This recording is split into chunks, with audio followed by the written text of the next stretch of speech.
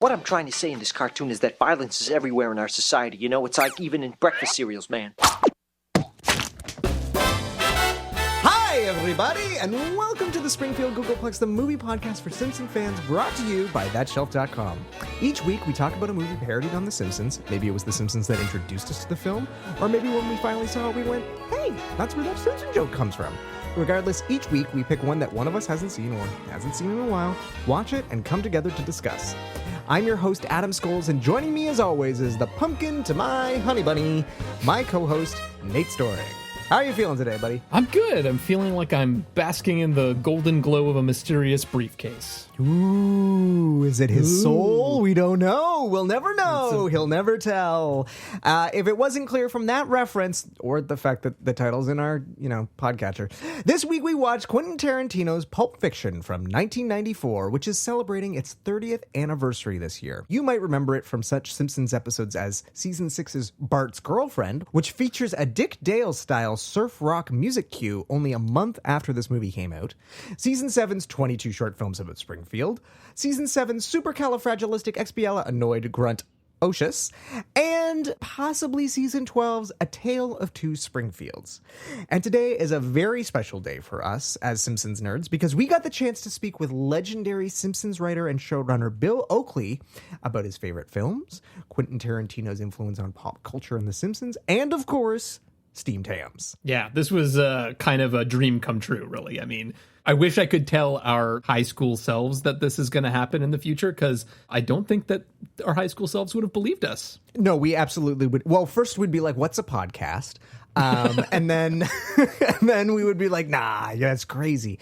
This was such an honor. Very exciting. It's kind of the reason we started the show, if I'm being perfectly honest, was to get to talk to people like this. So let's take a listen to that interview. Along with his writing partner, Josh Weinstein, he was the showrunner of The Simpsons during seasons 7 and 8. He's the co-creator of Mission Hill and The Mullets, and has worked on shows like Futurama, The Cleveland Show, Portlandia, and Disenchantment. He's a food influencer and founder of the Steamed Ham Society. It's Bill Oakley. Welcome, Bill, and thank you so much for joining us on the show. Hey, I'm excited to be here, and thank you for plugging my food thing. That's all I care about these days. So let's just make sure that we emphasize that heavily and that everybody listening to this goes and joins the Steamed Hams Society as well. So I'm excited to be here, and I'm excited to talk about one of my favorite episodes. Well, then I guess we should keep it focused on the food element, because this is a very food-heavy episode if we're honest. That's true. We were always running into that. I mean, even when we were writing these scripts, man, it was like, we got 4 food jokes on this page. Not every joke can be about food, because especially when you're hungry, you want to make everything about food. And I think if you look at our seasons, you will see, especially in our scripts, you will see that Josh and I really were hungry a lot of the time. Well, I know from listening to a lot of the commentaries over the years that you guys sort of talk a lot about how it was really just the writing process was writing enough to get to lunch and then determining what you were going to have for lunch. Yeah. So, sure. Just on the subject, what was your favorite lunch to order while you were writing? Was there like a go-to restaurant? It depends on whether you're... Let me explain. At least set the scene for people who are younger. Okay, so we're talking about 1992, 93, 94, et cetera, et cetera. People didn't have cell phones back then. And there was nothing to distract yourself. It was kind of unkosher to read the newspaper in the room or whatever. So you had to sit there and work all day long. All day long. The only thing you could do for at least a couple years was smoke, which Swartzwelder did to an extreme in the room. And then they banned smoking in LA workplaces in 93, and then he never came in again. And that's what happened. But so, what happened, that people would distract themselves with food. And there was a room right next door to the writer's room that had like M&Ms and Oreos and all that kind of stuff and Coke. And people would just eat that. Somebody would bring it. People would always go into the room, open a huge bag of Doritos, eat 2 Doritos and bring the bag in and put it in the room. And then everybody else would eat the Doritos. And that is why when I left The Simpsons, I lost 65 pounds. And I'm not the only one. Mike Reese, that happened to Mike Reese too. So yes, the food became a focus of your life because it was the only distraction. So when we ordered lunch, we ordered lunch because it was too time consuming to go out to lunch. So they would bring in a lunch and it would be free and a PA would bring it. And so it would become a process like, where are we going to go for lunch? Well, okay, we went to this, we have a book of menus, and then you'd sit there and you'd pour through the menus, and then, you'd order an appetizer, you'd order an entree, and you'd order a dessert. One guy who shall remain nameless, at least some points ordered a whole pie and then ate a piece of it every hour throughout the afternoon. Wow. On occasion. And so, yeah, that became a big thing. And then also dinner. God forbid we had to stay for dinner. I can curse on this podcast, right? Yeah, you can. Yeah, you can curse. Like, many of us were just like, let's just go. I don't care if I have to eat dinner at home at 11 o'clock. I'd rather not take an hour and a half to order dinner and prolong our stay that much. But if we ordered dinner, man, it would be like, you would just go nuts. I would often order stuff to take home to my family. I'd order extra shrimp cocktails and stuff and put them in the fridge and take them home. So, yeah, not that food is not all a focus of our lives to some extent, but it became an unhealthy obsession during those years.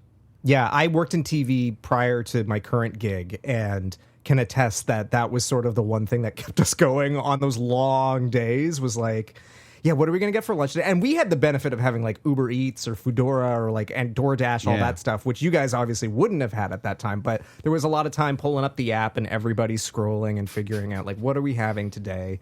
It usually ended in fish tacos because that just seemed like it was quasi-healthy. And so you felt a little whatever bit you got to good tell about it. yourself, man. Yeah, exactly. So yeah, that's where we had a lot of rotisserie chicken. I mean, Kookaroo was really big back in the day then, and everybody ordered so much rotisserie chicken, not only from Kookaroo, but also from the commissary and things like that. And it was very common. The other thing about eating that I've discovered is that it often makes you sleepy. If you eat something with a lot of carbs or whatever, you're kind of knocked out for about 2 hours after you eat in the mid-afternoon. And that's bad if you're trying to get something done. If you're just a writer in the room, though, you're like, fuck it, I don't care if I'm in a daze for 2 hours. If you're the guy running the room, you're like, please, guys, don't have a piece of pie. Don't that's what happened to me. And so once we became more in charge, and certainly at things like Futurama and our own show, I would be the person having the rotisserie chicken or having the small side salad or a half a tuna sandwich on whole grain bread and then putting it away and getting back to work because I didn't want to be all sleepy and I didn't want to make everybody have to stay there extra late because they were in a daze all afternoon. Yeah, that was the thing our producer would always do is like they'd treat us with like booze, like they'd bring beer for lunch or whatever as a treat. And then you're like, wait a minute, I know what this means. This means I'm not going home until 11 o'clock. Right. That's like right. It was, so it got to the point where you're like, no, I'm good. I'm sticking with water. I know your tactics. So yeah. Oh my God. Well, I guess people probably best know you as a TV writer and showrunner. But since this is a, movie podcast for Simpson fans, I'd love to get to know you as like a movie fan. What are some of your favorite movies, some of your favorite directors? I wouldn't say that I'm going to blow anybody's mind with unusual tastes.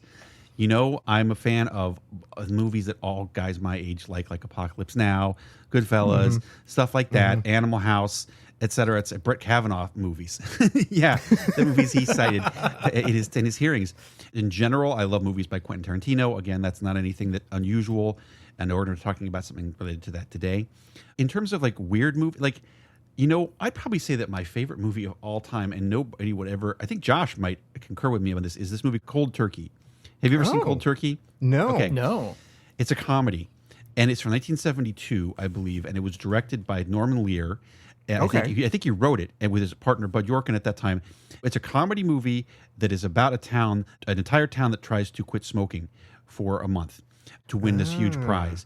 And it has Dick Van Dyke. It has a whole bunch of it's like Mad World is probably another movie that I love in that vein. This is very much like that, but kind of a lower budget thing. And every single time it comes on, I have to watch it. Mad World too, but Mad World, there's long, very slow parts in it. Yeah, that movie's like 4 hours long. I know. There's certainly parts that I love. I could watch that part with Jim Backus over and over. The part where Jonathan Winters demolishes the gas station where Arnold's staying and Marvin Kaplan. That stuff, I can watch those over and over. But in terms of a movie that I want to see every time, and this movie also aired on TV when I was a teenager over and over and over. So if you like comedies in that vein, the vein of Mad World, and with a great assortment of 70s TV stars, check out Cold Turkey. You won't have any trouble finding it. Well, the other thing I wanted to chat with you a little bit about was that we know from listening to the commentaries that Mad Magazine was like a huge influence on the writers. And part of the premise of the show came about with this idea is that like for our generation, Nate and my generation, we were born in the early 80s. So like right as The Simpsons started. The Simpsons was kind of our generation's Mad Magazine. Like it introduced us to pop culture and, references that we would have no reference point to otherwise. were movie parodies a big influence on you as a kid? And certainly Mad Magazine was an influence for you? Oh my God, Mad Magazine, yes. And again, this is another thing where it requires context for people who are younger. There wasn't anything to watch or do when you were a kid. Like, you know, like now you got cable TV, you got Nickelodeon, you have whatever, and you have a million things on the internet all day long. Prior to 1995, I'd say, there wasn't that much for kids to do. Like, you'd watch cartoons on Saturday morning, and then if you're lucky, you'd have a channel where cartoons would come on in the afternoon, maybe, and there'd be a TV show on prime time, like the Brady Bunch, that you might like. And that's it. And then Mad only came out once every 8 weeks. And it was amazing. You get Mad, and you sit there and you'd read it, and you'd be like, oh my God, you'd read every little bit of it. And then it'd be 8 weeks till it came out again, and it would be agonizing. You know, you'd have to go find Cracked. If you were lucky, you find Cracked, which is a huge disappointment every time. Yeah. And then other than that, like, we had Archie and that kind of thing. And so, to be honest, yes, everybody who was a kid of a certain type between 1955 and 1975, Mad was extremely formative in their growing up, especially for people who are on The Simpsons. Now, in this case, what we're going to talk about, I would say it's actually more informed by Archie and Archie's gag bag and things like that. Which, again, Archie would not have been my first choice, but after the issue of Mad had been read, Archie had all these digests because they had such a backlog of stuff. You get Archie Digest that had 150 pages of cartoons, and it would be like, there's some stories, but there's a lot of things that are one-page gags, like Archie's gag bag, literally called that. It's a one-joke thing with Jughead, or a one-joke thing with Big Moose. And that is where this whole thing came from. When you were reading like Mad as a kid, would you have like known some of the movies that they were parodying, or would that be your first introduction? No, I didn't like that movie parodies. In general, I did not know the movies. The thing about Mad is that they were writing for a fairly grown-up audience who had seen movies like A Clockwork Orange. That was the first issue of Mad that I ever got, was Clockwork Orange. Wow. And I was like, that's an X-rated movie. That was X back when X was for serious adult movies. I think the first movie I ever saw was around that time that they parodied was the Poseidon Adventure. Right. And that was exciting because I was like, I know this movie for once. And it's not some movie, the obscure grown-up movie with Barbara Streisand that I've never heard of. I mean, their movie parodies often were the part where I just kind of skimmed those because I didn't know what was going on. Interesting. And it would be a rare time when I'd seen the movie. Also, kids didn't get to go to the movies very much. I say this is, I live out in the country. I maybe saw 2 movies in a theater before I was 12. Oh, wow. Maybe. The whole kids' movies in the theaters thing didn't exist. Disney would come out with a movie like The Fox and the Hounds or whatever, or something of that nature once every couple of years, and that was the only chance you got to go to the movie theater. Wow. Well, it's interesting because you said Cold Turkey was a movie you watched a lot on TV as a kid. And as we've been sort of going through this show and looking at the movies that we're covering, it seems like a lot of these were sort of like, you know, Saturday Night at the Movies, or we're Canadian, so we had different names for it, but they seemed like a lot of movies that were played on TV, like a lot, like Planet of the Apes. And would that have influenced the writers in terms of the types of movies that you guys were parodying? Was the fact that they were just movies that you had seen like 1,000 times growing up? Oh, for sure. Yes. Because you know, especially if you're staying up late. And also they had afternoon movies. Again, if you didn't want to stop watching TV, at around 2:30 after the soap operas were over, most TV stations would have the afternoon movie. Okay. And it would be some old movie. Sometimes they'd be horror movies or thrillers or comedies that were in the vein of Cold Turkey. So that's sometimes where you'd see them. Or if you got to stay up late, that was all they played, late at night on some channels, was old movies. Right. And the irony being that for our generation growing up, The Simpsons became the sort of like the filler that was on. That's like, right. Yeah. Nate and I were saying, in the sort of like our heyday in Canada, you basically, I think, what was it, from like 3 o'clock until 7 o'clock, you could find 8 o'clock or 9 o'clock. Yeah, you could find back-to-back episodes of The Simpsons, so you could just watch The Simpsons in reruns for several hours, which is oh my god, why I would we never all have gone became... outside. I would never. No, have we gone literally outside we did it if I was a kid in that era. It's true. It's true. Yeah. Yeah. No, that's exactly what it was like. So it was the same thing where it was sort of like we were quoting The Simpsons constantly because we were watching The Simpsons constantly. We would have seen the same episodes again and again and again and again and again. Sometimes I feel like even in the same week, you'd see the same episode again. So I'm a huge nerd. And over the past year or so, I've been kind of collecting this giant database of every Simpsons movie reference for the first 13 seasons. And, like that's out there on the internet, but I tried to do it in a way so I could actually get statistics about like what kinds of movies are being parodied and that kind of thing. And one of the things that I was able to piece together is just like how many references there are in different seasons of The Simpsons. Mm-hmm. And one of the things that I noticed is that during your time as showrunner, there are actually fewer movie references overall than, say, in like season 5 and 6 or season 3 and 4. And I was curious, like, did you know that? And was that sort of a conscious decision, or is it maybe more just a reflection of your and Josh's interests or philosophy? Now that you say it, that sounds reasonable. Because I believe at the time we were like, well, everybody, we've already done that. All the big things had already been done. We'd done all the Citizen Kane, done Citizen Kane 5-6 times, Godfather 5-6 times, Goodfellas, all those ones that people knew had already been done. So we generally didn't try to force in movie references unless they were very organic to the story. And I would say most of the ones that were the big movie references, you know, when you've Gone with the Wind or whatever, that kind of thing had already been done by that time. Yeah, no, that makes total sense. I feel like listening to the commentary too, it seems like a lot of the episodes that come to mind, it seems like you're sort of encouraging the writers to also draw a lot from their personal experience, from their childhood and that kind of thing, rather than from like a really pop culture sort of angle. Does that seem right? Yeah, definitely. Yeah. Well, actually, this is a perfect segue to let's talk about the episode in particular. Like, this is the 30th anniversary of Pulp Fiction, so we thought this was a great excuse to go back and revisit one of Nate and my favorite episodes, which is 22 short films about Springfield. But we have a very unique sort of way of coming to this episode in a weird way, and it formulating as our favorite episode. So we've been friends for basically over 20 years, whatever. We're, you know, in our mid to late 30s. And in high school, we worked together and we made a bunch of short films.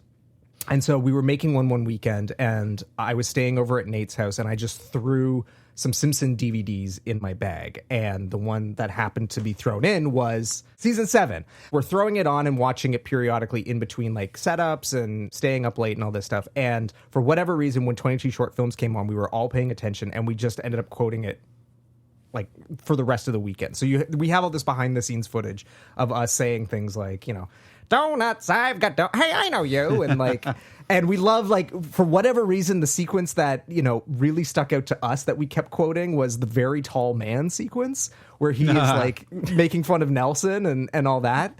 So, and steamed hams, of course, but I feel like we had been repeating it so much that just Skinner saying yes became the sort of shorthand for the whole scene. Oh, yeah. I would be like, hey, Nate, does this shot look okay? He would just respond, yes. And we would immediately burst into laughter. So it very much went off the rails, but we did manage to finish the film eventually. But I was rewatching with the commentary this morning, and you talked about how there was the episode that came in short, and so they had the little everyone loves Ned Flanders, and you guys love that, and you're like, oh, I wish we could do that more. But your episodes always tended to come in long. And ironically, that you said the first draft of 22 short films came in at about 65 pages, and you needed to get it down to like 44. So I'm just curious, is there a specific segment that was dropped that stands out in your mind that you wish you hadn't, or any memories of what didn't make the sort of final quote unquote 22 short films, even though we know that it's actually not 22? There's a few. I mean, I don't want to repeat everything you heard in the commentary because that covers this in great detail, but that is exactly what happened. And we decided we were going to do a whole episode of Archie's Gag Bag things. And we had a football style draft where all the writers got to pick their favorite characters. And I believe I forced my way into being number 1 since I was running the show, Josh. And I said, I'm doing Skinner and Chalmers. They're taken. Everyone else can take all the leftovers. So then we went around the room and everybody said, okay, I'm going to take Ralph Wiggum. I'll take Krusty. I'll take Marge. Whatever. And so every writer, I think, ended up with 3. We said they can be short, they can be half a page, they can be 4 pages. And so I think the script, I was a lot longer than 65 pages. I mean, I think it was more like 90 pages when it came in because we knew that a lot of these things were going to fall by the wayside because that was the assembled, you know, we had Greg Daniels at that point was going to assemble them all in some sort of logical order and or rewrite them if necessary. But, you know, the writers all turned in their drafts for the characters they had chosen. And then Greg assembled them into a giant, you know, thing. And then we decided we're going to cut this one, we're going to cut that one. And then we kept cutting them until it got down to the proper length. And also Greg kept refining it so that it sort of all took place in one day. And there was a logical sequence of events. The ones that I remember that got, and you can find all these online. There was a fantastic, very complicated one with Mole Man that Ken Keeler wrote. There was like Mole Man's Incredible Day. And it was like, it's very funny. You can find it. I know it was posted on Twitter a couple years ago. And it was very long, too. It was probably about as long as the Steamed Hams one. Oh, and wow, it was an okay. enormous, complicated adventure that Mole Man had in his drab, dreary life. I won't spoil it for people who want to read it. And then there were ones that were animated. Like there was one, these are on the DVD and the deleted scenes. There was one with Krusty and Ralph Wiggum on a plane together.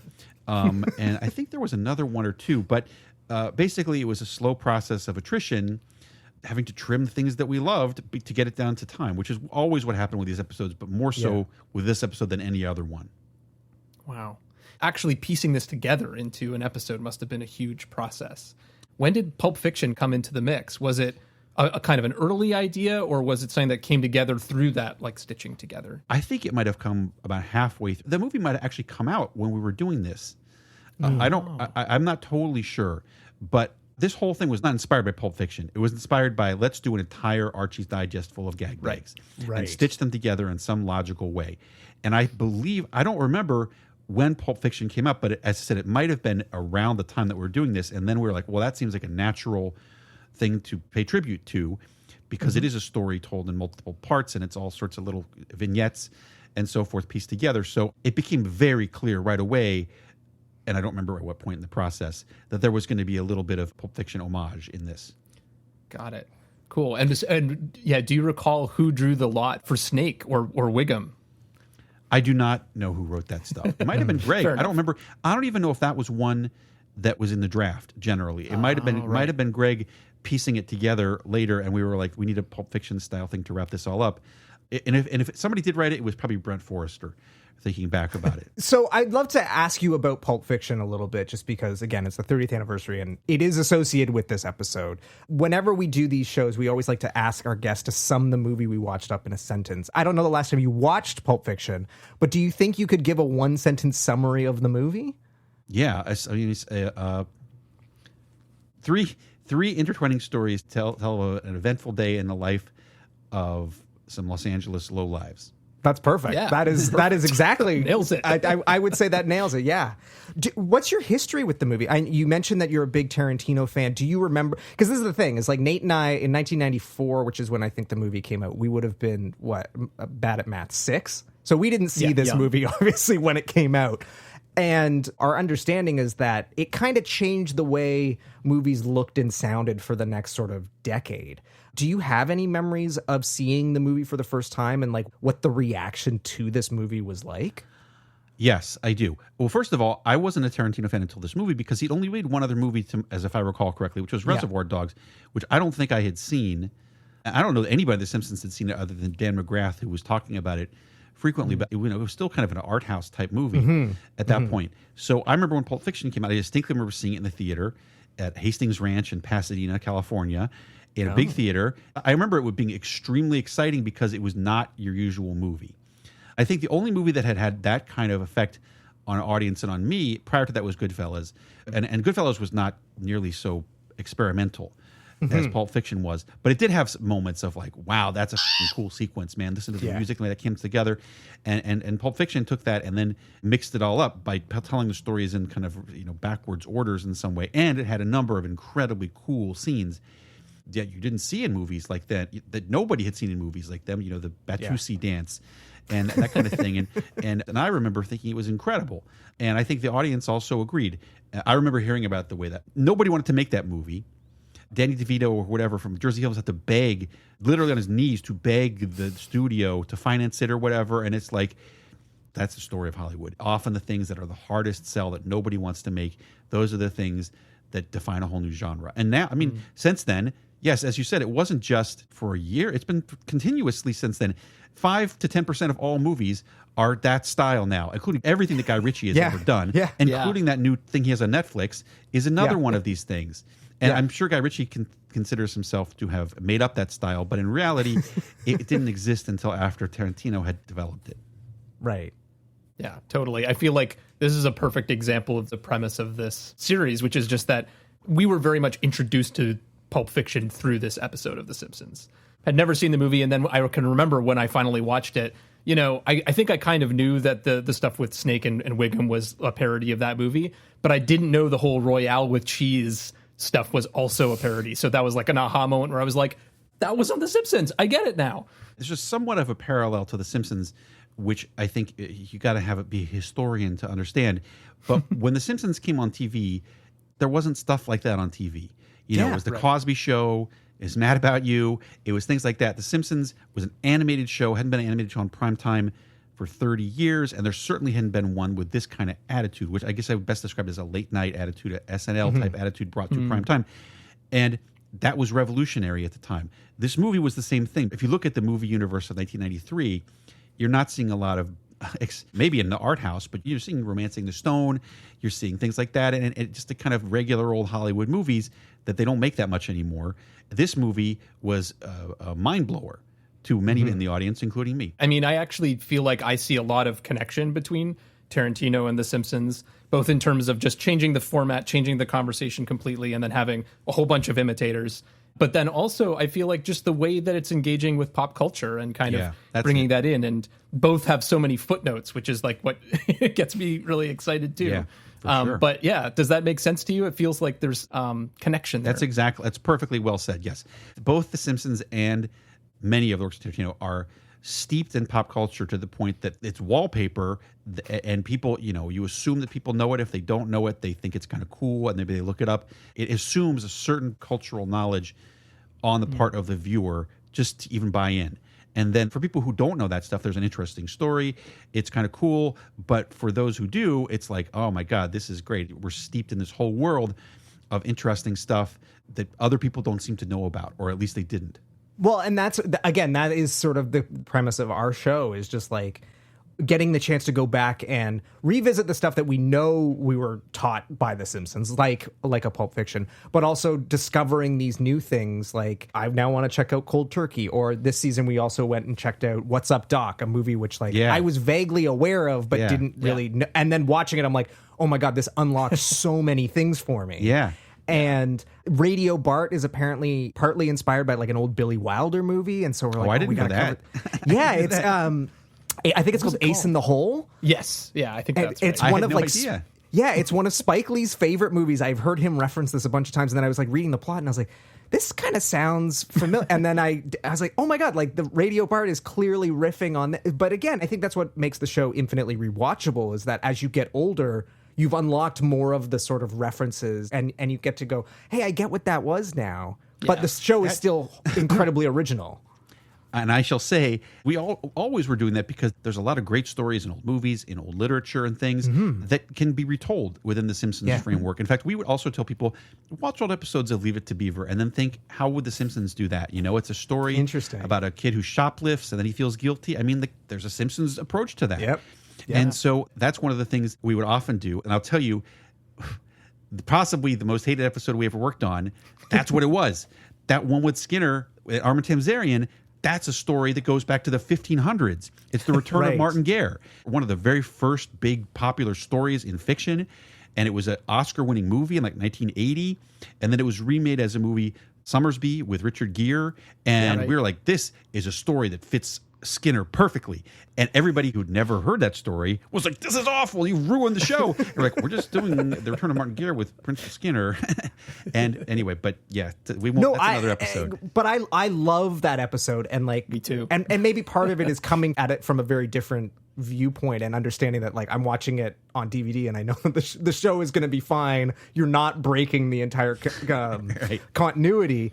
But I think that's what I love the most about the seasons that you and Josh ran, is that you were keeping it within the Simpsons context and what we came to know and love, but also, as you said, you didn't want to repeat yourselves, and you wanted to try new things, and you wanted to explore the characters that maybe haven't been explored enough, and taking it away from just the core family members. When we were doing the research, we read that there was talk for a while of maybe doing a spin-off show where it was kind of like 22 short films, where you would just every week you would explore a side character.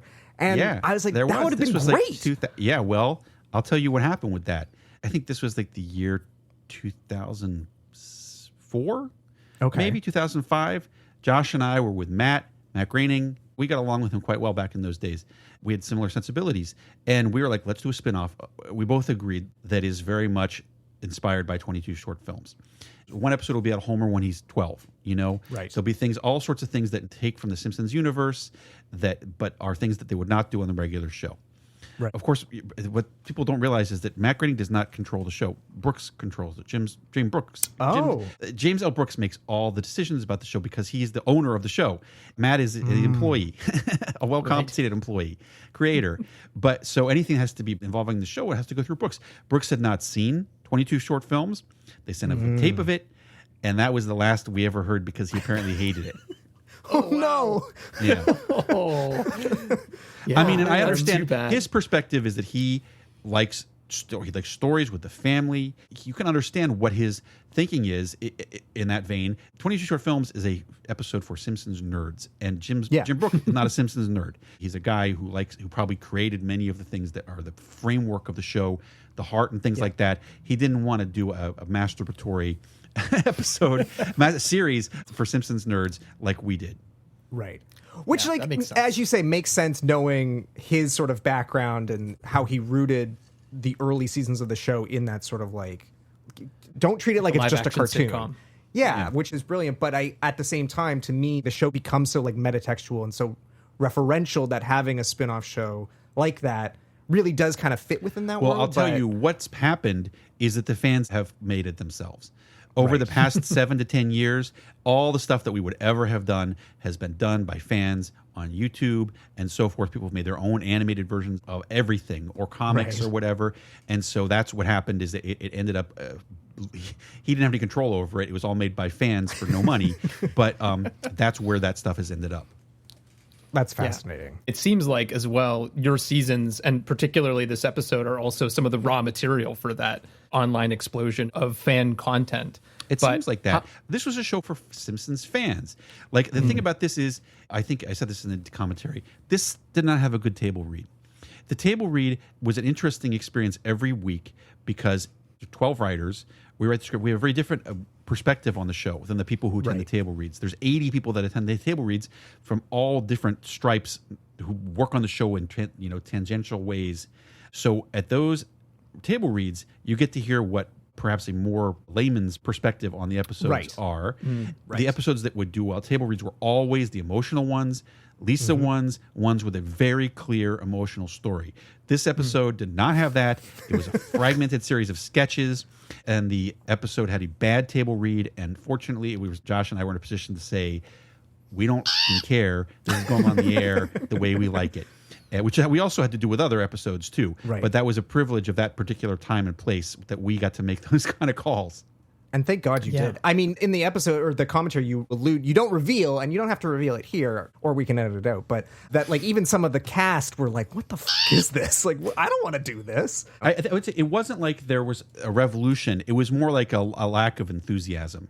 There was a revolution. Basically, I think from what I heard, there was one at the basable episode back in that was before my time. Which we covered. We covered last season. Yeah, there was, and I know in the George Bush episode, Harry Shearer was as close as he ever got to furious about having to do those. He didn't like that episode at all.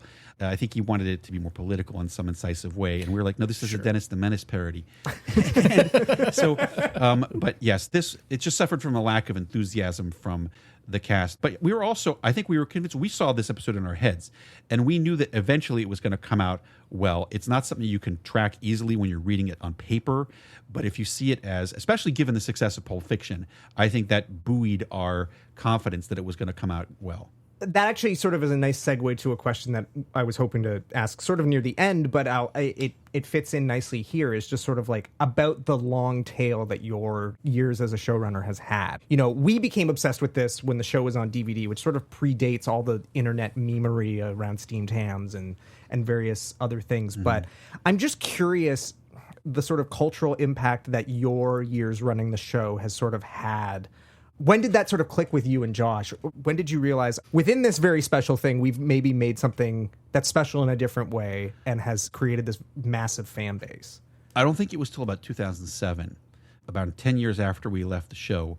A lot had to do with the rising tide of the internet as well, because you would hear stuff we didn't hear stuff again, I don't want to sound like it's antique, but No. there was no Twitter then. There was the only thing we had was alt.tv.simpsons, which was on Usenet back then, and those guys hated everything. They starting in season 3, they were like, "This is the worst episode ever," which is where we got that. Obviously, of course, the show's falling apart. It's terrible. This episode of Radio Bart's the worst thing in the world. This episode of the Itchy and Scratchy is the worst thing I've ever seen. It's terrible. They don't know what they're doing, and that was when we had our modem disconnected, and we were like, "We don't need to read this anymore. It's too depressing." And critics didn't write about shows that were already on the air generally. Right. I remember the only time that any critic ever wrote anything about the show during the time was Entertainment Weekly wrote a thing and basically gave our seasons or one of our seasons an A. And we're like, okay, that's good. That's an exciting development because that doesn't usually happen. And certainly, why would they devote their main review to a show that's already been on for 7 years? That was exciting. But then it all drifted away, and we didn't start hearing about it until I remember there was an article in Slate or Salon or something like that came around in 2007, and I was like, oh, that's pretty interesting that they think our seasons were so good. And then after that, we began to have a slow internet avalanche of stuff where it seemed like a lot of the stuff that people were quoting and memeing and stuff was stuff from our seasons, culminating with the whole Steamed Hams thing starting in about 2014. And I will tell you why I think this may be, because I've developed a theory about this over time. Josh and I were huge Simpsons fans when we got hired. Like, you couldn't watch old episodes of The Simpsons on TV at this time, you know? Right. So during our lunch breaks, we would go down to the vault. They had a vault with, like, all the episodes on 3/4-inch videotape, and we'd be like, let's watch Separate Vocations. Let's watch, Homer the Heretic or whatever on our lunch break. And so we watched old Simpsons episodes for fun during our lunch break, and that was back when nobody could see old Simpsons episodes. Wow. So we were Simpsons fans when we got hired, and we were like, this thing is an incredible sandbox we've been given the keys to, so we are going to indulge ourselves. Also because, as I've said repeatedly, we were certain the show was going to be over within a year or two because sitcoms didn't last. MASH lasted 9 seasons. Cheers lasted 10 seasons. We were on season 8. We're like, this thing is running out of gas. We are going to have as much fun as we possibly can. So we were writing episodes for ourselves who were Simpsons fans. I'm sure that both Fox and probably Brooks wished that someone else were running the show during those years because our ratings were not that high. We were always beat by Mad About You. We were like the 60th most popular show on TV every week. And we were just in the fortunate position of saying, we're writing this for ourselves, to entertain ourselves and Simpsons fans, and we're huge Simpsons fans. So I think what happened is there was a lot more subtle fan service in those seasons than there were in other seasons that people who grew up watching The Simpsons appreciate as they've gotten older. That's really interesting. I would never have thought to use that term fan service for some of those seasons, but that makes sense. It's like there's some deeper cuts, right? All of the side characters get a spotlight on them. All the characters but like you didn't get a lot of in the earlier seasons. I think may have something to do with it. I mean, it's certainly in episodes like 22 Short Films or the spinoff one, that's fan service, man. That's just, again, it's masturbatory self-indulgence with the sandbox of the keys to the kingdom that we had been given. But also the Armin Tamzarian episode is, maybe it's the opposite of fan service in the sense that you outraged a lot of fans. Yeah, no, that's the opposite of fan service. But it shows a sort of a very different approach that you guys are taking where you're saying we're not afraid to quote unquote break the show because, as you said, it's running out of gas. We did that. People liked it when Milhouse got divorced. I mean, Milhouse wasn't an important character. But when Milhouse's parents got divorced, there was a debate, I recall, about like, well, they got to get back together at the end of the episode. And I think we were like, no, they don't. They could be divorced forever. And so that's what happened with Principal Skinner. Also, by the way, for that episode, there was other stuff that would have made it more palatable that we have ended up cutting, some from Ken's script and some, I think if we had just said at the end, this was an episode of Simpsons Fantasy Theater, none of this really happened, people would not have had the problem that they did with it. Right. Yeah, for sure. Well, I mean, that kind of reminds me for this episode, it's like one of the few that actually has the title on screen, right? 22 short films about Springfield to kind of, on the commentary, I think you say to kind of set people's expectations of like what's going to happen. That's what Pulp Fiction did too, I think. We took that from them. And also the title from 32 short films about Glenn Gould, which none of us had ever seen, but we thought that was a cool title. So we actually just covered that on this podcast. Yeah. And I mean, again, Adam said we're both Canadian. So we were kind of like, oh, it's like this Canadian movie. And so we dug into that. But I'm curious, have you ever seen it since? No. I know you said no. Fair enough. You don't need to. It's fine. Yeah. It's also probably the most Canadian thing I've ever seen. It sounded cool. Oh, cool. Okay. Well, maybe I should see it then. I mean, if you're a big Glenn Gould fan, maybe it's worth checking out. But our takeaway from it is it's a very unique way of approaching a biopic because it is just a series of short films, which for a certain kind of musician could maybe work really well. But if you don't know Glenn Gould, which despite us being Canadian and him being a Canadian, icon, we're not like super deep on him. It left a lot of sort of like dots and lines we had to fill in. So and some of the short films are literally like, waveforms of music or like abstract circles moving around the screen. Yeah. Like it's pretty out there. It's pretty weird. Well, we're kind of coming up on time, but I do have like one thing that I would love to try out if you're a game. So basically, when you go online and you look up Simpsons episodes on like IMDb or Wikipedia, there's always like lots of claims about like what's being parodied, what movie is being referenced. And some of them are kind of hard to figure out, right? Like whether it is or it isn't. So I'm curious if you'd be game to do sort of a lightning round of a few episodes that you wrote, and we'll see if we can suss some of these out. So, all right. So feel free to say yes, no, pass. And if you have any like details you want to add, feel free to add that as well. So season 4's Marge in Chains. Is the scene where Otto is attacked by the flu cloud while suntanning on a roof a reference to Q the Winged Serpent? Not that I know of. It's quite possible. Sometimes I should say maybe the animators made it a reference to that, right, unbeknownst to us. Okay.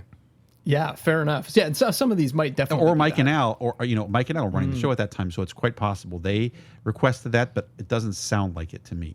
Fair enough. All right. Season 5's Springfield, or How I Learned to Stop Worrying and Love Legalized Gambling. Homer mentions a time when he allowed an escaped lunatic into the house because he was dressed like Santa Claus. Is this a reference to Christmas Evil? I think it must be. I mean, it was not a conscious reference to that, but I know that we'd heard about it. I didn't put that in. That was from the writer's room, and I'm sure it just was in the ether, yes. Awesome. Season 5's Lady Bouvier's Lover.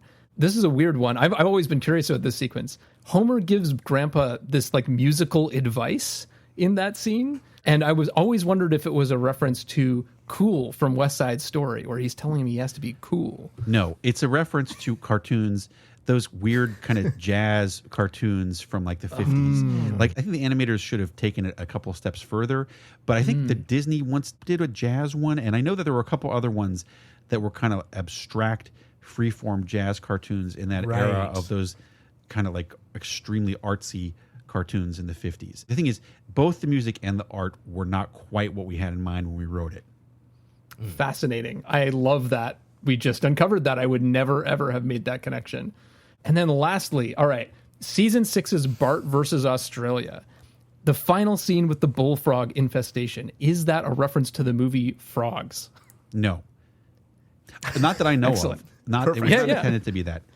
Awesome. Okay. I hope that answered your question. No, that was perfect. We've never tried that on the show before, but that was kind of fun. And I love that reference from Lady Bouvier's Lover. I'm going to look that up. Before we let you go, Bill, when we talk about these movies and episodes, we like to sort of add our final verdict. So I know we didn't talk too much about Pulp Fiction, but it sounds like I also know how you're going to answer this. But at the end of the day, would you recommend this movie to our listeners who maybe haven't seen it before? Oh my God, yes. It's fantastic. For sure. I mean, it's an incredibly entertaining movie. I think I must have seen it 2 years ago. It holds up. It's got a lot of really exciting, memorable sequences that if you've never seen this movie, you have to see it. It helps to remember this invented that type of movie. Right. If you've seen a lot of other things that imitate this style, you might think it's kind of corny in a way, but in fact, it was the pioneer of this type of stuff. Is there anything that you would maybe recommend if you were going to do like a double feature? Is there another movie that you think pairs really well with it? Well, I would suggest that you watch one of Guy Ritchie's early films to go with it, and to then see kind of what, like, it'll give you a similar vibe. I don't remember what that was. Snatch was one of them. Lock, Stock, and Two Smoking Barrels is the one from Snatch. Before Snatch. Either one of those. And then you see kind of how that style was adapted by Guy Ritchie. And they're both very entertaining stories as well. Yeah. That's also great. High school favorites for us. Yeah. They were very much defining moments in our sort of tastes at that time. Because when we were growing up, those were more contemporary than Pulp Fiction. It was like a little bit older. So you're right, though. I think we probably gave Guy Ritchie a little more credit than he was maybe due because he adapted it into his own style, which is very entertaining. Yeah, absolutely. Totally. Bill, thank you so much for joining us. This has been such an immense pleasure thank you. Chatting with you and learning more about the process and the history and, you know, how all this stuff that we love gets made. It's been a total pleasure, guys, and thank you for allowing me to go deep down into those incredibly deep reflective dives that I don't normally get to do it with anyone else. So thank you.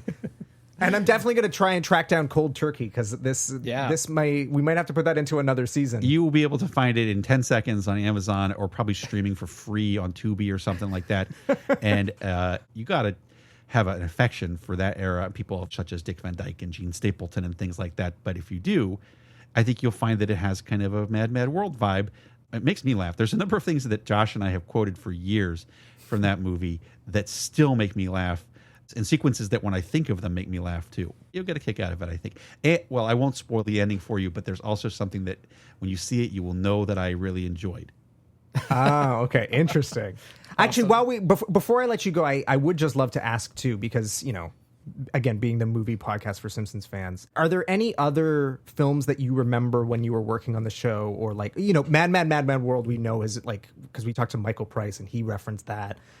What's Up, Doc? I said sort of unlocked a lot of. Is there some Animal House you mentioned is one of your favorites, and I know that that's a huge influence on the show. Are there anything else that we should, you know, maybe look into as being not necessarily there was a direct reference on the show, but really opened up or was a major player for the writers of your era? You know, I would say Dazed and Confused. Dazed and Confused came out towards the time that we were leaving that thing, and I think Josh and I found it very inspiring for our subsequent projects.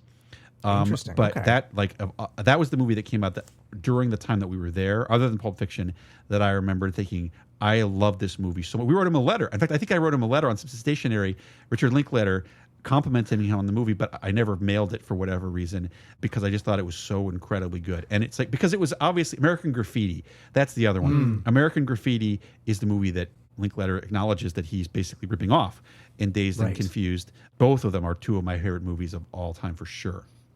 Yeah, I feel like you can even see some of the DNA of that in this episode as well. Yeah, I was just going to say. It's possible. It's another set of intertwining stories all take place in one day, yeah. American Graffiti, by the way, that sequence is in Summer of 4 Foot 2. When he goes to buy that stuff at the convenience store, I'm sure you guys already covered that. You know it. The whole when he tries to buy the condoms and all that stuff, and Marge says, I don't know what you've got in mind, but count me out. That's directly lifted from American Graffiti, and as is some other parts of that episode. So, okay, I won't belabor it any longer. Great talking to you guys. Thank you for having me on. It was a total pleasure. Thank you so much. Thank you. Such a pleasure. Well, now that we've talked with Bill about 22 short films, Nate, let's you and I talk a little bit more in depth about Pulp Fiction. As we always like to start, what is your background with the film? I mean, you touched on it a little bit in the chat with Bill, but I'd love to hear more. Yeah, I mean, again, I think definitely this is a classic example of like, I saw it on The Simpsons first. Right. I think I kind of got that this was a reference to something, but didn't necessarily know what it was at the time. And then when I saw the movie, I was like, oh, I get it now. It's 22 short films about Springfield. It's like the shop with the ball gags and on all of that. And the conversation about the different names for the hamburgers. I was because it's just dialogue, basically. And also the scene in The Simpsons is in a different setting than the scene in Pulp Fiction. Right. That was one of those moments where like eventually I was like, wow, I get it. And that felt like a deep cut. Right. It wasn't like instantly obvious that it was a reference. So that's my memory. And I think I probably saw it in university. This is again a classic example for me of like me catching up on movie culture after high school and kind of discovering Quentin Tarantino around the same time that I actually discovered Sergio Leone probably, and like bought a bunch of classic movies on DVD and watched them incessantly. So like I think I have seen this movie many times, mostly in university, and then it's been a while since the last time I rewatched it. So yeah, what about you? So, I mean, I think as we sort of have established on this show, that sort of period that you're discussing that you went through in university where you're kind of playing catch up, I feel like I did that a little earlier than you, which kind of makes sense. Like I was a little more into film prior to you, I think, and I kind of dragged you into film class with me and all this stuff. So yeah, I don't remember exactly when I saw it. I think it was probably like the 10th grade. I know I was dating my then high school girlfriend and I'll come back to that in a little bit. But the summer before, I had gone away to my fancy arts camp because, let's face it, there was no way I was going to regular summer camp. I went to an arts camp where I did a film course. So it was like 2 weeks and you made a short film and blah, blah, blah. And there was a bunch of sort of like older kids in the group. And so I made friends with them, and because they were sort of like at the tail end of high school or whatever, they were giving me recommendations for stuff to see. So that's how I found out about movies like Requiem for a Dream, and I found out about movies like Snatch. And so I think I still have it actually in my bookshelf, my camp journal. And in my camp journal, I wrote down like the title of all these movies that I was like, oh, I got to check these out. So I don't think this was from it definitely wasn't from the famous weekend where I watched Fight Club, Seven, The Exorcist, Requiem for a Dream, like had my very disturbing weekend in the summer between grade 9 and 10. But it would have been around that time. And I remember watching it, and I knew of it also, as we've alluded to many times, because of the AFI specials. It was one of the more contemporary films that they had in the AFI 100. And so I had seen a couple scenes from it. I think, if memory serves, they show the Bible verse quote. They show the scene where they go to the sort of rock and roll diner. So I was like, diner with the dance contest. Exactly. I mean, this movie has like so many classic AFI type moments in it. I have to say. Yeah, it's like your Oscar clips are very, very obvious when you're watching this movie. So I had seen that, and I remember the night I watched it, my then girlfriend had gone to like a party with a bunch of her friends, and they had all been drinking, and she called me, and I had quoted the line from the movie of, it's weird that I vividly remember this, but I quoted the line of like, don't you just love it when you go to the bathroom and you come back and your food's here? And I was like, yeah, I do love that. And she burst into like hysterical laughter. She thought this was the funniest thing ever. And that's when I was like, are you drunk right now? And she was like, maybe. So, because it's not that funny a line. But anyway. Right. So I do have this like vivid memory of that phone call. That's my memory of it. Not a film that made a huge impact on me. It's interesting because, you know, we also have talked ad nauseum about how in high school and university, we took advantage of HMV's like 2 for $20 or 3 for $20 or 2 for $30 deals. This was not one that I ever actually picked up the beautiful collector's edition DVD of. I bought Reservoir Dogs, but never bought Pulp Fiction, which I think maybe is going to give a bit of a hint about how I feel about this film. But, that's interesting, because I know... So did you like Reservoir Dogs at the time? Because I also feel like you're not as hot on that movie either. Yes, I remember distinctly liking Reservoir Dogs a lot more. And I don't know if it's because it's got a less fractured narrative, or it's a more traditional sort of like gangster movie, or what it is. I found it more memorable. I mean, obviously, again, you and I and our friend Bill, we loved referencing the infamous stuck in the middle with you sequence from Reservoir Dogs. And I feel like when I think of Tarantino, that's the first thing that always comes to mind, is that. It's not anything from Pulp Fiction. So I think I do prefer Reservoir Dogs between the two of them, though I would not cite either of them as my favorite Tarantino film. Yeah, I feel like this is coming back to me now. I feel like maybe the first Tarantino movie I saw was Kill Bill. Right, because that came out when we were in high school and was like that was a big deal. Right, exactly. And I really liked Kill Bill, and I remember having that on DVD and being excited. Did that come out when you were working at Cineplex? I feel like it might have. Or maybe it predates. I can't remember. Kill Bill. So it came out in 2003. Oh, 2003. Okay. So 2003, and then Volume 2 is 2004. So I feel like, though, that was my entry point into Quentin Tarantino. Right. And in a lot of ways, it's like a very accessible entry point, and also very much wears its references and influences on its sleeve. Yeah. In a way that weirdly, like, Pulp Fiction's also full of them, but it's not as obvious, and not as much like, this shot's taken from this thing, and this costume's taken from this thing, like, and this soundtrack cue is taken from this other movie soundtrack, and like, right. And so it's like, I feel like because of that, it's a good, like, baby's first Quentin Tarantino movie. Totally. Where, you know, just like high school English class, it's like all of the metaphors are really, really obvious, so that you can write a clear essay about it. Like, I feel like it's that kind of movie. And then from there, you can go back to his older stuff, that is actually a little bit more original in certain ways and less of just like a mashup sort of thing. So yeah, I think that that's also how I came into this movie. And I think I saw Reservoir Dogs around the same time I saw Pulp Fiction as well. Right. And it's a little bit more of like almost like a stage play. Like you could stage it and it's a much smaller movie. Right. And so like from that standpoint, I could see why you might have liked it more at that point in time too. I was just going to say the characters and the dialogue and the drama of it, whereas this one's more cinematic in a way that's you couldn't really do this on stage at all. Yeah, and I've noticed this about myself, that when it comes to movies that feel like stage plays or were adapted from stage plays, I have a very sort of like love-hate relationship with them. It truly is like, I love it. Like Amadeus is one of my favorite films. Yeah. And you sort of go, how the hell did they do this as a stage play? I do not understand. And then there's other movies where you're watching it and you're like 5 minutes in, you're like, this was definitely based on a play, wasn't it? Because it feels very small and like it doesn't necessarily work as a film. Like The Whale comes to mind. But you're right. There's something about that I kind of like about the smallness of Reservoir Dogs. And that maybe, too, it's also not as referential in a way. I think if memory serves, it feels a little more original.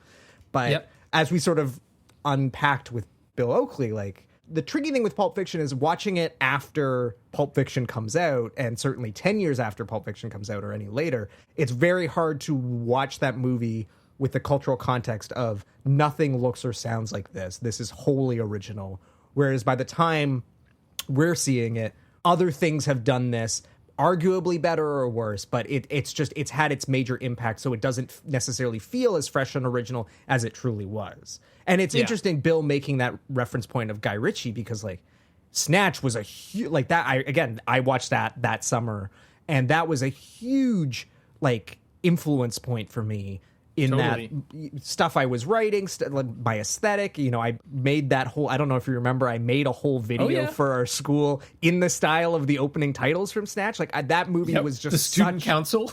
yes, exactly. It's still online. Maybe we'll put it in the show notes. Yeah, that movie just like unlocked so many things for me. But it wasn't until Bill said that I was like, you're right. He is kind of riffing on the thing that Pulp Fiction kind of started. So totally. It even has a boxer as one of the main storylines, you know, like it might even be the same thing, right? Or he's supposed to throw the fight and he's supposed to throw the fight and he doesn't. Yeah. That's exactly what happens in Pulp Fiction as well. So interesting. Well, okay, on that note, we should maybe talk about the plot of Pulp Fiction. This comes from the 1996 VHS letterboxed collector's edition, which it's always fun to find those VHS letterboxed editions. I thought you'd like that one. Yeah, I do really like that. Good call. I can still remember the couple of movies that I rented that were on letterboxed VHS back in the day, which The Exorcist and Bram Stoker's Dracula. This is like so appropriate for this movie that this would 100%. Yeah. It's like so the Quentin Tarantino aesthetic, right? Yeah, absolutely. So here's what that VHS has to say about Quentin Tarantino's Pulp Fiction. A spectacular mix of explosive action and wickedly funny humor, critics and audiences worldwide hailed Pulp Fiction as the star-studded movie event of 1994. Writer-director Quentin Tarantino delivers an unforgettable cast of characters, including a pair of low-rent hitmen, their boss's sexy wife, and a desperate last-chance prize-fighter in a wildly entertaining big-screen adventure. Now with bonus scenes not shown in theaters or on the original video release, hosted by Quentin Tarantino, which might be the most Quentin Tarantino thing ever. That's also why I picked this, because I was like, that's special great. Features thing, and the idea that's hosted by him is also very much my like love-hate relationship, you know, with Tarantino in some ways of just like, I really like his movies. I think I like his movies more than you do by a lot. 100% you do. But I do struggle with his public persona because I find it a little bit grating. Yes. Yes. So yes. Yeah, and like doing the research for this movie, even just like going back and watching all the special features, and every single one is like either like hosted by Quentin Tarantino, where he's like, "Hey kids, here's what, you know, like what this is all about," or it's like a 4-hour conversation of like movie critics talking about how great his movies are. Yeah, that sounds about and right. I'm just like, you're overselling it, man. You don't have to. This is a good movie. Like, just let it breathe. It's funny, you know, this episode has made a lot of reference to our sort of high school filmmaking careers. So I'm going to share this anecdote that I always think of, because I think it's informative, and it's something that I've noticed even today with like A-list actors and directors. In our hometown, we had a local film festival called the Charlie Awards that Nate and I entered every year and tried to win every time. And we're only successful once. In fact, with the film that we were making when we watched 22 short films about Springfield. That's right. So, you know, that's a nice connection there. But I remember the first time we went, our film teacher said to us, you know, after the film screens, they might talk about it a little bit or ask questions. You are to shut up and let the film speak for itself. You are not to explain anything about the behind the scenes making, how hard it was, how many hours you spent editing, you know, how many cuts you went through. Just let the film speak for itself. That's your job. Wow. And I always remembered that the films that tended to win were the ones where after the film would screen and the judges would sort of start asking questions, the filmmakers would really talk up how difficult it was to make the film. You know, they would really sort of be like, yeah, I spent all this time and we went through 45 different cuts and I almost got hit by a truck and all this stuff. And it's true. I whenever my film would screen, I would just let it speak for itself. So I don't really remember where I was going with this anecdote. My guess is that Quentin Tarantino is not the type to just shut up and let it speak for itself. Exactly. Yes. It's, you know, he's a talented individual and he knows it, and he'll make sure that you also know it, to the point where, you know, again, is also willing to explain all the references so that you know what a big movie buff he is, which is something that I've kind of found off-putting over the years. Yeah. Well, and it's not for nothing that this movie is also what launches the career of Harvey Weinstein as like the Hollywood's abusive power broker, who also got lots of things nominated for Oscars, right? He's doing the same thing. It's like that he's filling the space and talking and marketing constantly. It all kind of fits together and makes sense. And this movie is such a catalyst for all of that in some ways. Absolutely. But let's try to divide that whole sort of like world of the marketing and talking about this movie from the movie itself and like what's actually on screen. Yeah, well, let's do what Mr. Douglas said and let the film speak for itself. Well, so where do we want to start here? I mean, obviously, this is a movie that has several different stories that are all intertwined with each other. So maybe we could just start with the structure overall, because that's sort of one of the things that makes this so unique at the time. Again, Bill talked about that a little bit, of just like, you saw this and it's like, it's out of order. It's a little bit more artsy, but it's also more mainstream than, say, a 32 short films about Glenn Gould, which is maybe playing in the same waters, right? Yeah. So what did you think about the structure of this movie overall? I didn't like it. Okay. I don't know why. You know, it's interesting because, so the weekend I watched this, the night before I watched Inglourious Bastards, which is like the one Tarantino movie I cite that I genuinely love. He's not one of my guys. He's never been one of my guys. I don't really like most of his films, but I do think that movie is borderline masterpiece. Certainly that very first chapter with Christophe Waltz and the French guy. I think if the movie was just that, 5 stars, instant masterpiece, best thing he's ever done. That's called The Good, the Bad, and the Ugly. Yeah, which I didn't realize. So clearly I need to go watch The Good, the Bad, and the Ugly. But I don't have the same level of affinity for Tarantino and his whole thing.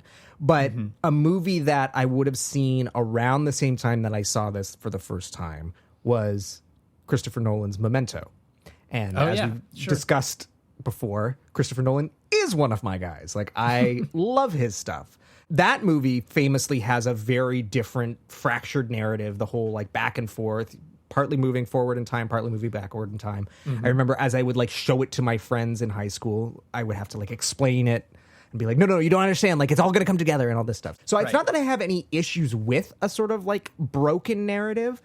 To me, I've never really understood what is trying to be said with the sort of fractured narrative here, because it's not fully nonlinear, but it's also not like Memento in that like it's playing with the idea of memory and how, as you watch it, scenes that you've seen before start to recontextualize themselves as you get more information, which is playing with the idea of like Leonard's memory loss. So to me, the structure being fractured here just sort of feels like a flex and doesn't feel like it's motivated. But that's just me. So what's your take on it? Yeah, I totally see where you're coming from, because I feel like with a movie like Memento, the structure has a thesis, right? Yeah. It is structured this way because, right? Because it's trying to say something about the movie, about the characters. And of course, it's also interesting, right?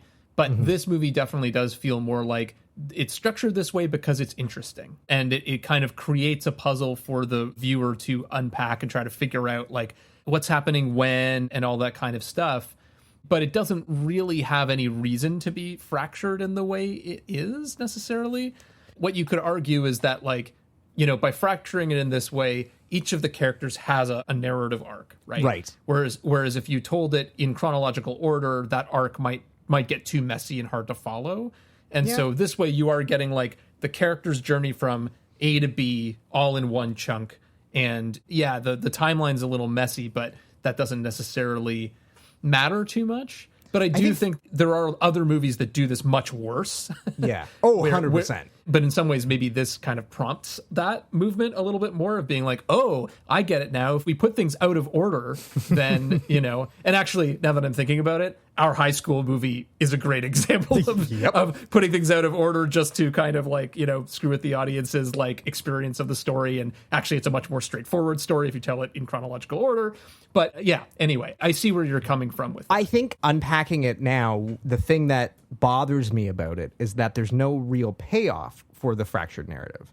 It's like, as much as I think that final segment is very, very good, it's a very anticlimactic ending to the story. And so I think that's ultimately what it comes down to, is that he's playing with the structure of the narrative, but unlike something like Memento, where the payoff is that final moment when you realize, oh, now I'm actually at the beginning of the movie again. The next time I watch it, I'm going to rewatch it with this sort of new understanding of everything.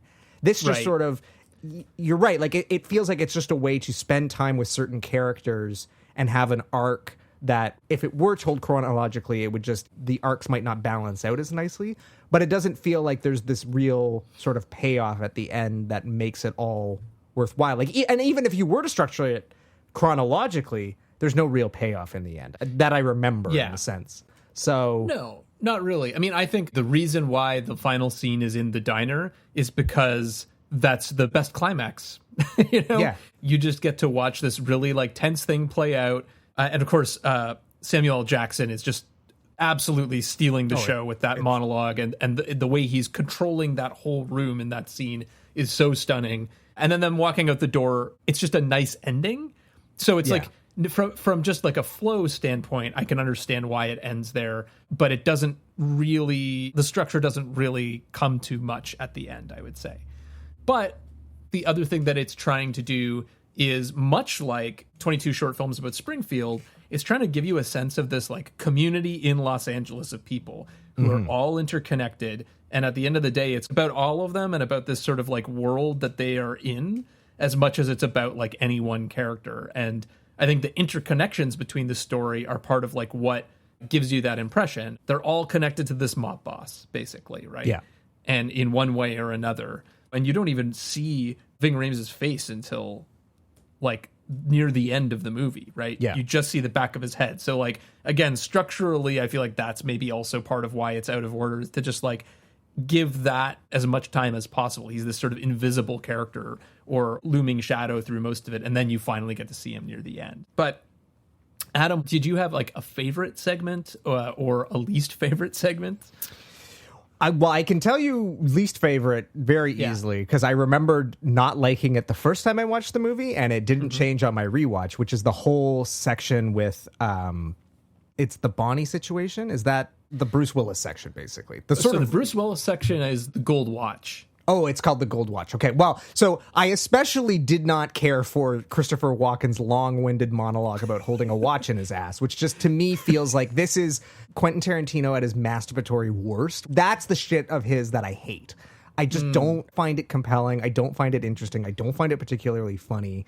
It just does nothing for me. And I hate whenever he does that in his movies. And I feel like each one of his movies kind of has, like, one of those moments where he thinks he's being really clever and funny, and I'm just like, this is doing nothing for me, and it's just making this already long movie longer. But that aside, I just don't find the Bruce Willis stuff overly compelling.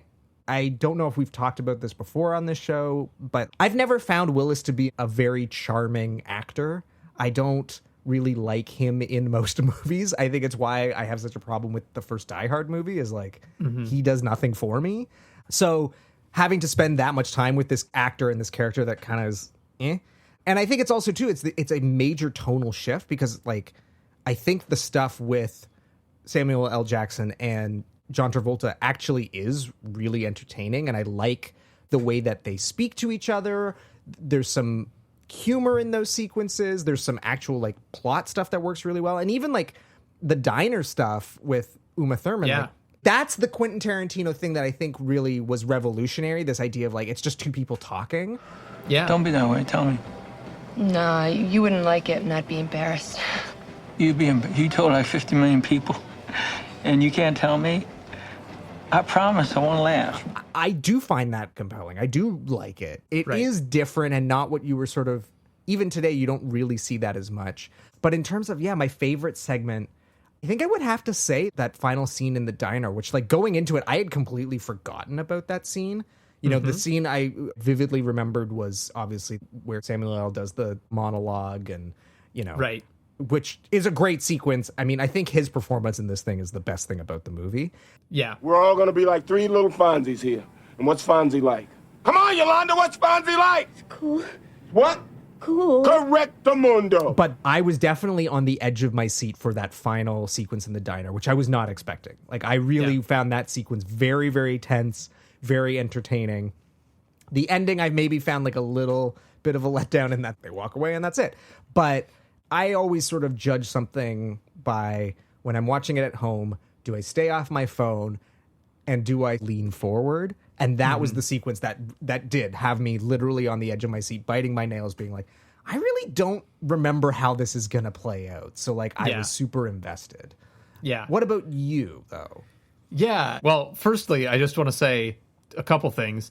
The Gold Watch, it's interesting because that's the one that The Simpsons parodies so deeply. Yes, exactly. Right? The sort of climax of that chunk where you have Snake and Wiggum fighting in the street, just like Willis and Ving Rhames, and then they end up in this like weapons shop, right?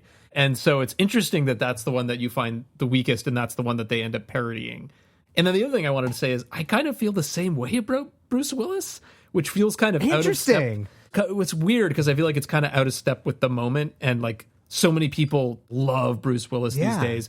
Die Hard has had such a revival and like growing appreciation. I feel like it, it was always respected, but I feel like now especially it's like grown to be masterpiece status.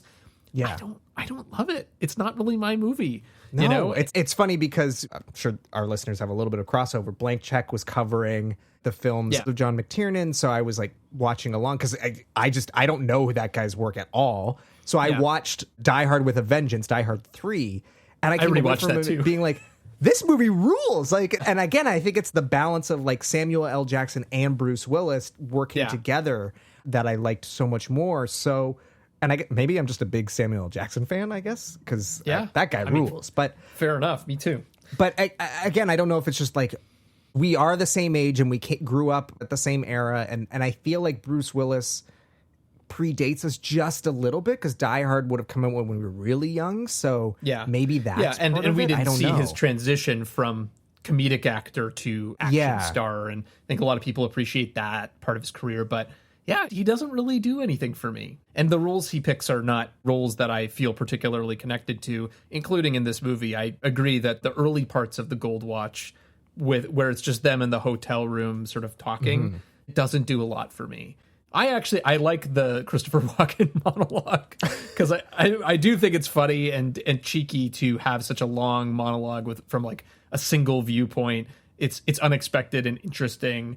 Christopher Walken's very compelling to watch on screen, so I feel like he's able to hold it for me. This watch was on your daddy's wrist when he was shot down over Hanoi. My least favorite section is actually the Bonnie situation, which is interesting because both of these are in the latter half of the movie, right? And that's, I think, the biggest thing with this movie is it starts so strong, right? Like the first two segments are, A+, and then it kind of dips in the middle for me, and then it ends really strong as well. But the Bonnie situation, right? It's the segment where we return back to Vincent Vega and Jules, and they've like accidentally shot Marvin in the face. Which is my favorite part of the movie, I have to say, when John Travolta delivers the line of, Oh, man! Oh, man, I shot Marvin in the face. Yes, which apparently the delivery was his contribution, because he knew it would be funny, like, you know, I stepped on his toe sort of energy. Bravo. Yeah, but like that scene is great, and then the rest of that sequence I really just don't enjoy. Yeah. Again, you know, like part of it is whenever Tarantino shows up in his own movies, I'm pretty lukewarm on his performance. You also have Harvey Keitel, which like, I know it's playing off of Harvey Keitel's thing, right? Screen persona, totally. But I have no connection to Harvey Keitel. And so it feels like it's leaning really heavily on like, oh, well, you all know who Harvey Keitel is. And this is Harvey Keitel showing up, like being the wolf. It doesn't stand on its own well enough for me to be meaningful and compelling and interesting. It feels like maybe if you get that and you have that connection, then maybe it feels different, but it doesn't do a lot for me, I guess, and feels like the least structured in terms of having a great climax, I guess. Yeah. Like, I don't even, how does that segment end?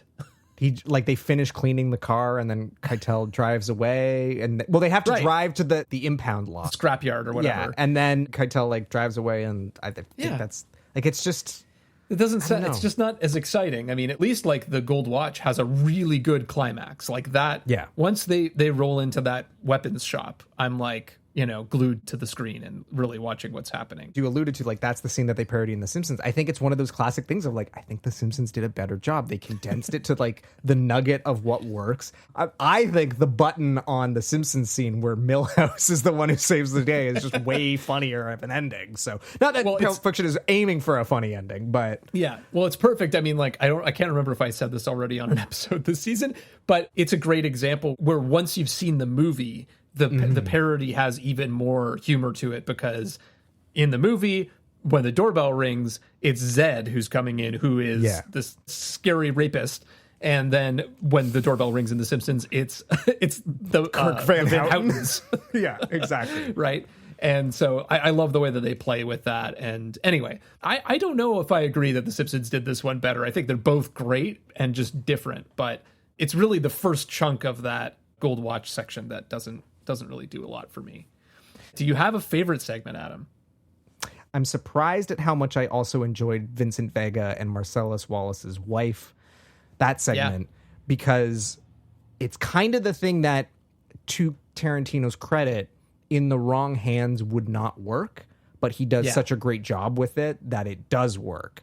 I think part of that has to do with the incredible performances that are being given by Travolta, Thurman, and then obviously Samuel L. in the rest of the film. Like, I think I texted you watching it because when Kill Bill came out, I remember being gaga over Uma Thurman, and my girlfriend at the time, aforementioned girlfriend, didn't understand it. And then like immediately when she shows up in this movie, I was like, I do not know how someone does not understand it. This is one of the most beautiful women I've ever seen on screen. And she's so charming and she's killing it with that dialogue. Like, I think she's such an underrated actor. And not to get into the Harvey Weinstein of it all, but like there's a reason why she kind of disappears after Kill Bill, I think. Yeah.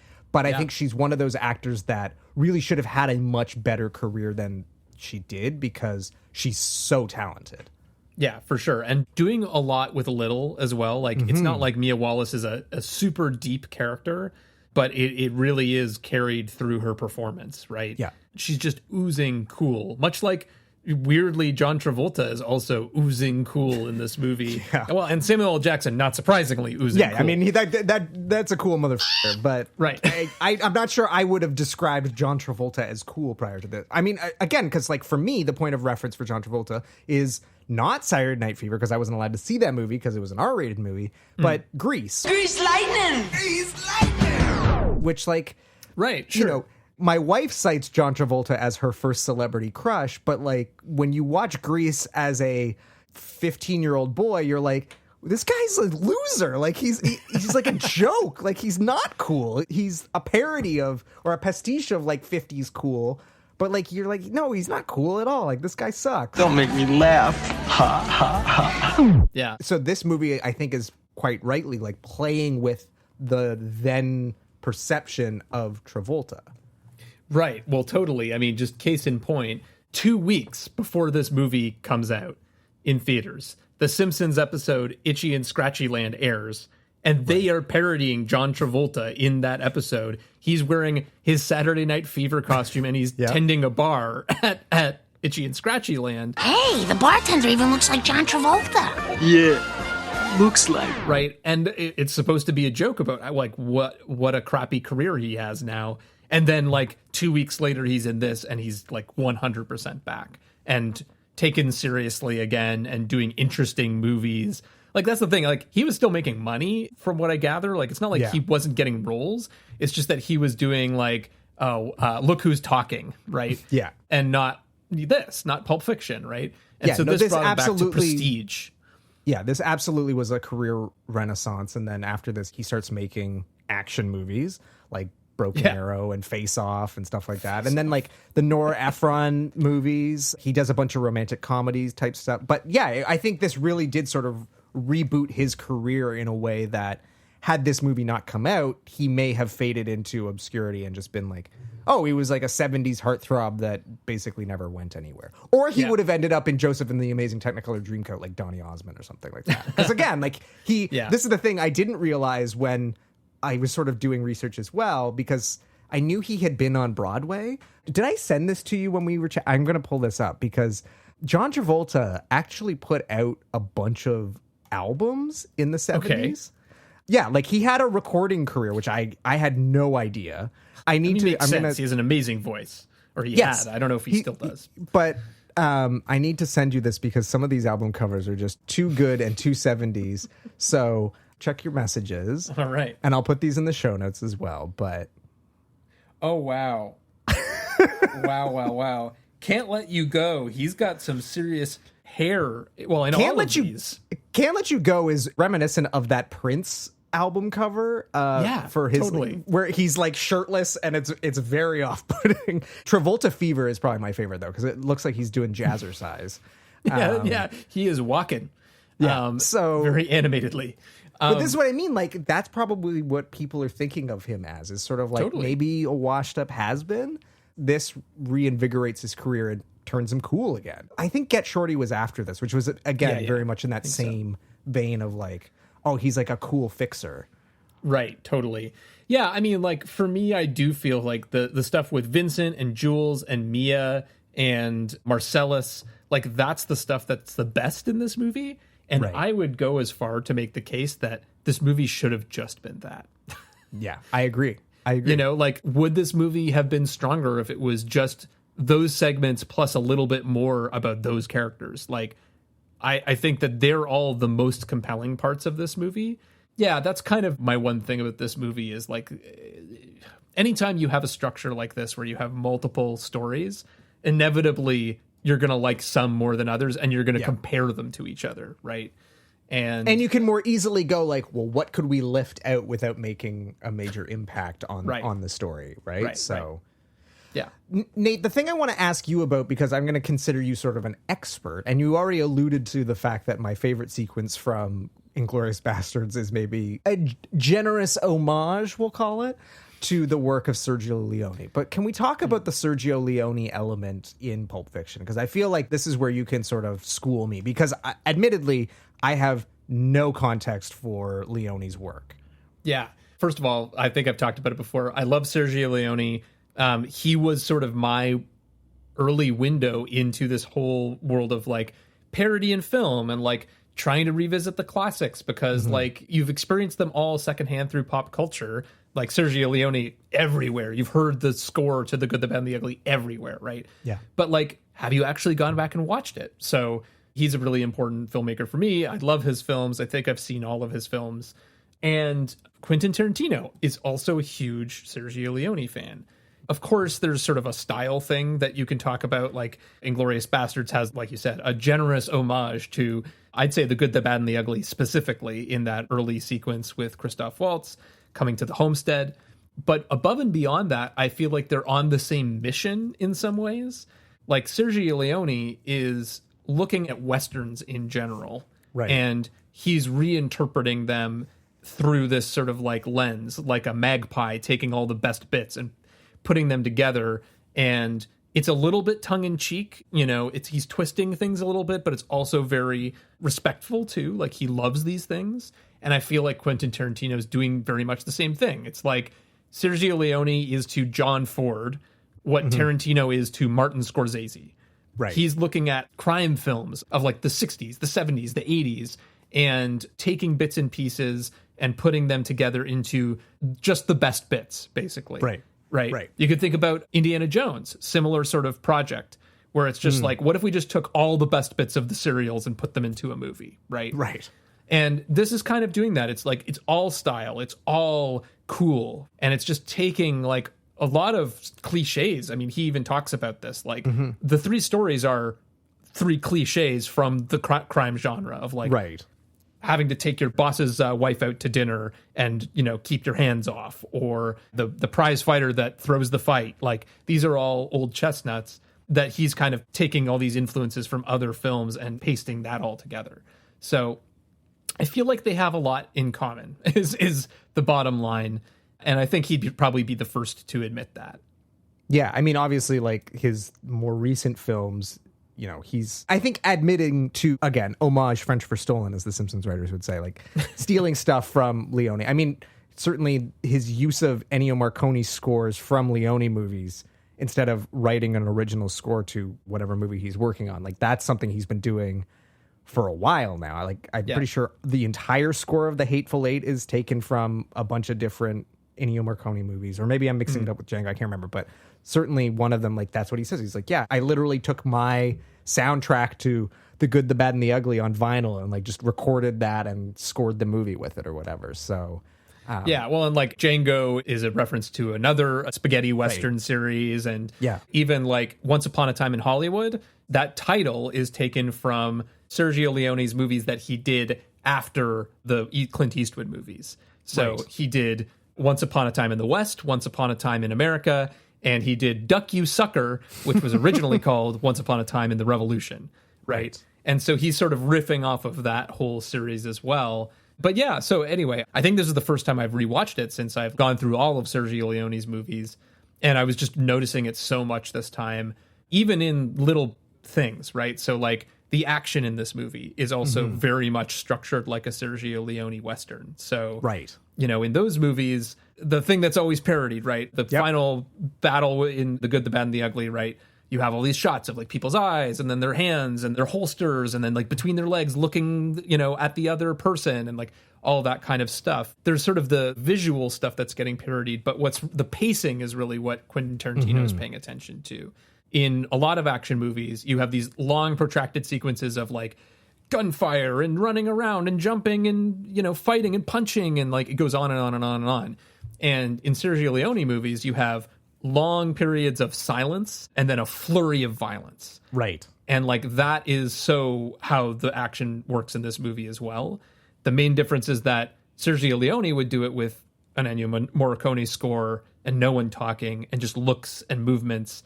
And instead, you're getting Quentin Tarantino filling that quieter period with his pop culture dialogue. Right. Jules and Vincent show up at the apartment, to kill this guy. And they're like, oh, we're a little early. And then they like go over and talk about like massaging women's feet, right? Yeah. Just because I wouldn't get no man a foot massage, don't make it right for myself to throw Antoine off a building. And then they finally come in, and instead of like a big gun battle, you get like Jules giving this long speech, right? And kind of walking but there's a around the burger room. talk first. Big Kahuna Burger. That's that Hawaiian burger joint. I hear they got some tasty burgers. I ain't never had one myself. How are they? Good. Yeah, the best example of this is, I think, the opening of Once Upon a Time in the West. During the opening credits, there's an incredibly long sequence that's pretty funny of these bad guys, basically desperados, all, of course, all with very interesting faces because it's Sergio Leone. And they're just kind of like hanging out at a train station waiting for the train to come. And it's things like, one of them is being like harassed by a fly and he's like trying to catch it or swat it, and it's just stuff like that. And it goes on for like, it's gotta be like at least 5 minutes, maybe longer than that, just watching these people do that. And it's those in-between moments before the action that I think Quentin Tarantino is taking from Sergio Leone. Right. Fascinating. Well, let's move into my favorite segment on the show, the parts that seem like Simpson jokes but aren't. Nate, were there any moments that jumped out at you as being particularly Simpsons-esque? Well, so we sort of signposted this in the intro when we listed what all the references were, but this bit is either something that's very Simpsons-y or it's actually referenced on The Simpsons, and I really don't know the answer. So when they call up the wolf, right, to help clean up Marvin's face, he answers the phone at an old folks home, it looks like, or some kind of party. I don't know what it is. Yeah. And he's taking notes on what's going on. And in his notes, he writes down Jules, Black, Vincent, White, which you might, recall. Homer has the same problem with Lenny and Carl and writes down a similar note on his hand. It's not exactly the same. One uses brackets and one uses dashes or whatever. It's a little bit different. The order is different. So it's not like it's like a clear, obvious homage, but it definitely reminded me a lot of that joke. Definitely. What about you? I mean, I alluded to it before, but the great line delivery of, oh man, I shot Marvin in the face. Not that The Simpsons would ever do something so macabre necessarily, unless it was like a Halloween episode, but there's something Simpsons-y to that or whatever. I don't know how to put my finger quite on it, but it does feel like one of Fat Tony's goons could say that. Or maybe it's the fact that it's making light of something that is horrific, which is something I feel like The Simpsons can do at times. Yeah. So that being said, I wouldn't describe this film as overly Simpsons-y, and I don't think that Tarantino's humor is Simpson-y in general. Yeah, I would agree. But that moment in particular, for whatever reason, it certainly elicits a guffaw that is the kind of guffaw that I would normally make while watching The Simpsons. So, yeah, I would agree. I do think that he has quite a different sense of humor than The Simpsons, even though, this is a very funny movie and there are lots of jokes or like funny, clever lines in it, but it doesn't quite have the same vibe as The Simpsons. No, not at all. Look at the big brain on Brad. Yeah, I don't know. Okay, well, Nate, I think we know the cultural impact of the movie, but I am curious, how exactly did this do at the box office? Yeah, so did super well. Not surprising, really. Most importantly, I think is like the multiplier. Pretty small budget, $8.5 million. And its worldwide gross was $214 million. Holy shit. So, yeah, it makes a lot of money considering what it cost. And I think, again, a lot of people are going to look at that and be like, whoa, we got to make more movies like this, right? That don't have big special effects budgets, that don't have necessarily like... It's funny that they call it a star-studded cast because at the time, it's not really a star-studded cast, right? No. I mean, this movie makes these people into stars. And John Travolta is like a name, but doesn't have that reputation at the moment in time. So, yeah.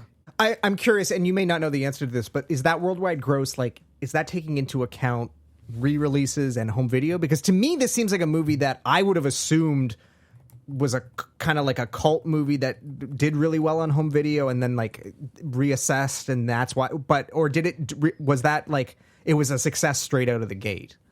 Yeah, no, I think it was a success straight out of the gate. So okay, interesting. I believe that total does include re-releases, but the initial worldwide release was 107 million.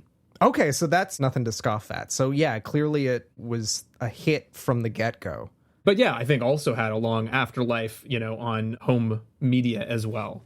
And certainly poster sales, because like everyone knew that guy in college that had the Pulp Fiction poster on their wall. Right, 100%. Neither of us, incidentally, no, definitely knew.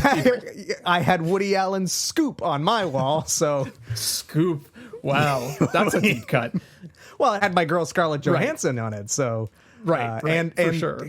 Hugh Jackman, I think he's the I think that's right. I think that's right. It's a terrible movie, but yeah, Scarlett Johansson is Woody Allen. Yeah, exactly. All right, you mentioned the cultural impact of this movie. I feel like when you look at the top 5 for this year, God, do you see like how much this changed the landscape? Because top 5 of the year, The Lion King. Oh, yeah, right, number 1. I guess, okay. Forrest Gump, number 2. Okay, yeah, very different movie. Yep. Kind of the opposite in tone. In some ways, I feel like you could almost say, well, maybe this is a stretch, but the sort of turn on Forrest Gump, because it wins Best Picture, right?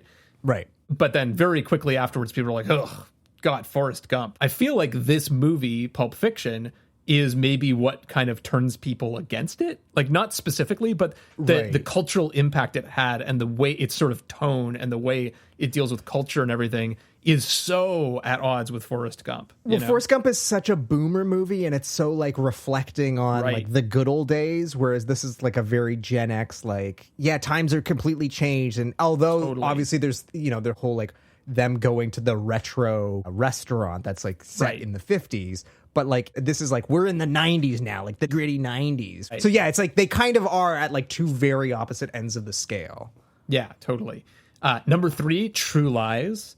Maybe a little bit closer to this movie in terms of genre, kind of. Yeah. That's more of an action movie. This is more of a crime movie. But like you could see some people going to both, but like such a different type of action movie, right? Yeah. That was like the biggest movie budget of all time at the time, I think. Yeah. Right? Yeah. Classic Cameron sort of, you know, inflation of movie budgets. And you have Arnie in it. So it's like it is a quintessentially Arnold Schwarzenegger action movie. Like Right. And this feels at odds with that. The Santa Claus. One of my sister and my's favorite movies. You know, we have there's that very small list of movies that my sister and I can both watch together when we were kids, like that we would agree upon, and that was one of them. She loves the entire trilogy. In fact, she watches the full trilogy every Christmas. I do not. The man, very different. But growing up, like I liked Tim Allen and I liked Home Improvement, and that was a big show in our house. So we were big fans of the Santa Claus back then, and you know, nostalgia means that I still love it today. But did not very know that. different movie. Yeah, did not know that. Well, there you go. But again, that's number 4. That's wild. Year, which I'm kind of surprised by. And this one's also a big surprise. The Flintstones movie.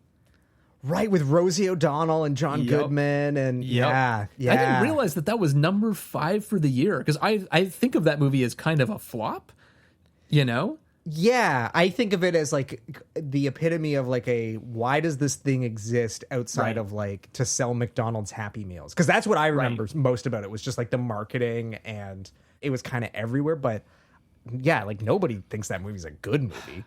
Right. Yeah, this feels like a very establishment top 5, and Pulp Fiction feels like this new thing, like emerging, that's then going to change like what that top 5, or more likely the top 20 looks like for the next 10 years, basically. Yeah, absolutely. In terms of Academy Awards, you know, this movie gets 7 nominations. It loses to Forrest Gump in 4 of those categories. Okay. And it wins for Best Screenplay. Which... you know, despite my misgivings about the film, completely understandable. So yeah, for sure. And you know, again, I do think that the other Best Picture noms are kind of interesting. So Forrest Gump obviously is on there. The other 3 are 4 Weddings and a Funeral, which I love. I think that's an amazing movie. Quiz Show, which has come up a few times over the last. Weirdly, we've brought it up a few times, but and The Shawshank Redemption, that's the definitive. Talk about a long tail, like flopped at the box office, but then has this incredible second life on home video and becomes, you know, a absolute classic. Which I would have thought Pulp Fiction was the same, but it's fascinating to know that it was actually really hot out of the gate. So, but what about you, Adam? Do you feel like this movie's a success? Would you recommend this movie? Yes. I am willing to admit that my misgivings with this film have more to do with me and my tastes than the film itself. Like, I can't sit here and say it's a badly made movie. If I made this movie, I would be rich and famous too. Like, there's a lot going on here. It's just not my cup of tea. I wouldn't necessarily recommend it as people's introduction to Tarantino. I think there are now that there's a broader range of films to choose from, I think you're right. Like Kill Bill is maybe a better entry point, or Inglourious Bastards for me, I think is his best film, so I would maybe recommend that. But it's a very, very, very well-made movie that has a huge cultural impact. It's just not for me. Right. But what about you?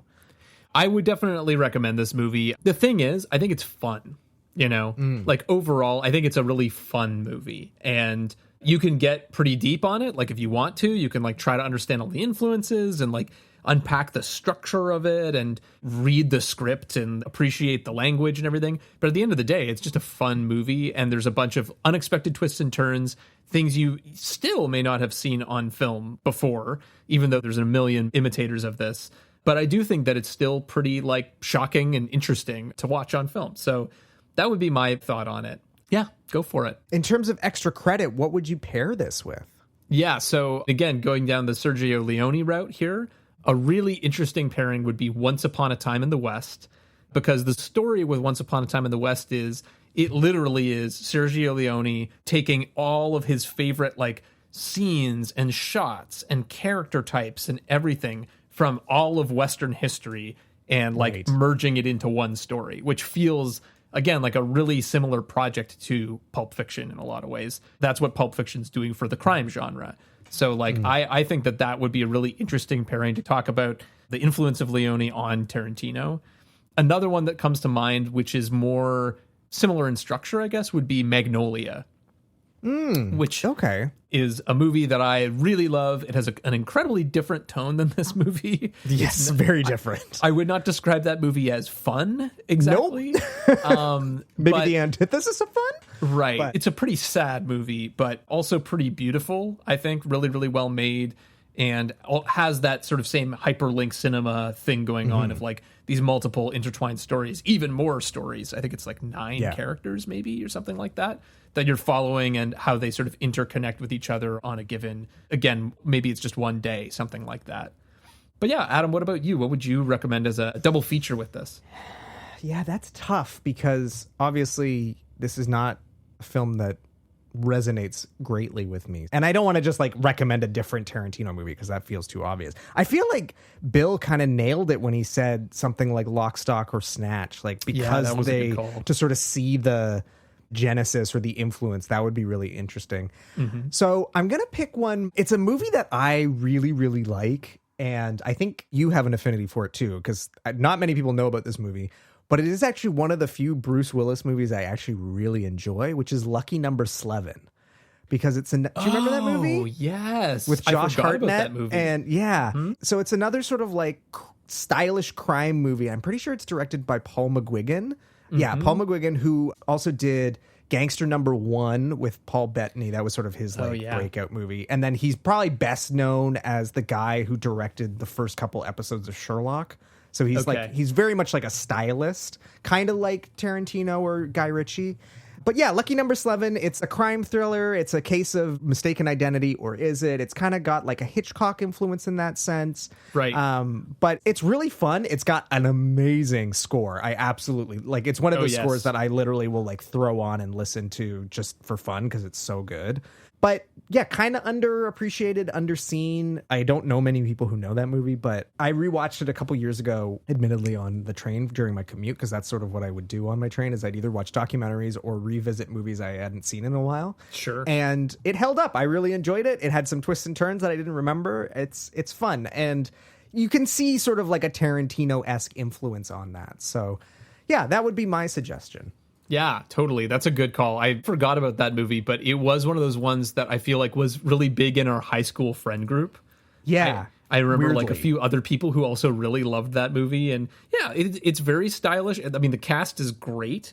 Like, Josh Hartnett is great in that movie. He's so surprisingly really good in that movie. So charming. Lucy Liu, I think, is the love interest. Yeah, and she's and great. Ben Kingsley is the other gangster, right? And Morgan Freeman.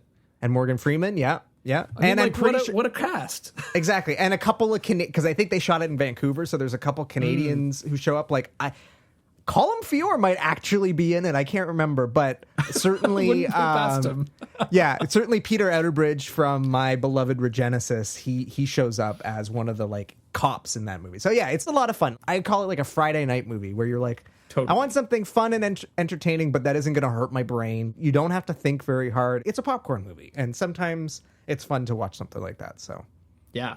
Well, that brings us to the end of this episode of the Springfield Googleplex, the movie podcast for Simpson fans. Next week, we're actually going way, way back. I feel like in a way we couldn't be further from where we are right now. We're going back to the 1950s, but to a filmmaker who is perhaps as revered as Mr. Tarantino. We're going to be covering the Alfred Hitchcock classic Rear Window, which I am super excited for because this is probably, if not my favorite, like my second favorite Hitchcock movie, but I haven't seen it in probably 15 years. So I'm really, really stoked to go back and revisit that one. And it's the 70th anniversary of this movie this year as well. Which is wild. Yeah, it's crazy to think that. But again, like, considering it's that old, I still think it holds up really well. I'm excited to revisit that one. So if you enjoyed what you heard, please leave us a review and share this episode with the Simpson fans and film buffs in your life. It makes a huge difference. I think this one's going to be a little easier to share because, you know, we do have a legendary Simpsons writer. So hopefully that will pique some interest in people. But we do appreciate it if you could give us a like and a follow and a share and a subscribe and hit the star and all that good stuff. So in the meantime, until next time, Nate, we'll see you around the Plex. We'll see you around the Plex.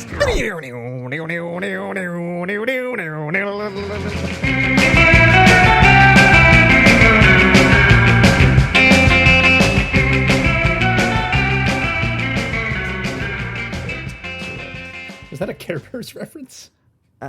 Is it? I don't know. I think it is a Care Bears reference, my friend. I think that's what... Sports fans? Really? Yeah. Yes. Totally. There's a bear. The sporty bear? I don't know. I did watch a lot of Care Bears growing up because it was another one of those things like it's on, so it's television, so I'm gonna watch it. Sport bear? What's the name of the sporty bear? Nope. Definitely not Care Bears sports bra. That's not what I meant to search. Good Lord. This is a Champ Bear. Champ Bear. Cool. Champ Bear. I think. I don't remember characters. Let's see. Care Bears and Care-a-Lot. Yep, it's Champ Bear. Didn't know that that's what his name was, but he says sports fans. Okay, but OK Sports Fans is not from Care Bears. Like it's been said in other life. OK Sports Fans. I'm gonna type it into Google. Okay, we're wasting time on this. Okay, let's do the fucking show. Okay, at least now we have our cold outro. Okay. Well, I don't think I caught you saying "Okay, sports fans." Okay, well, I said "Okay, sports fans," and then Nate was like, "Is that a Care Bears reference?" And I said, what are you talking about? Okay, and on that note, the answer was yes. Yeah, the answer is undecided. Okay.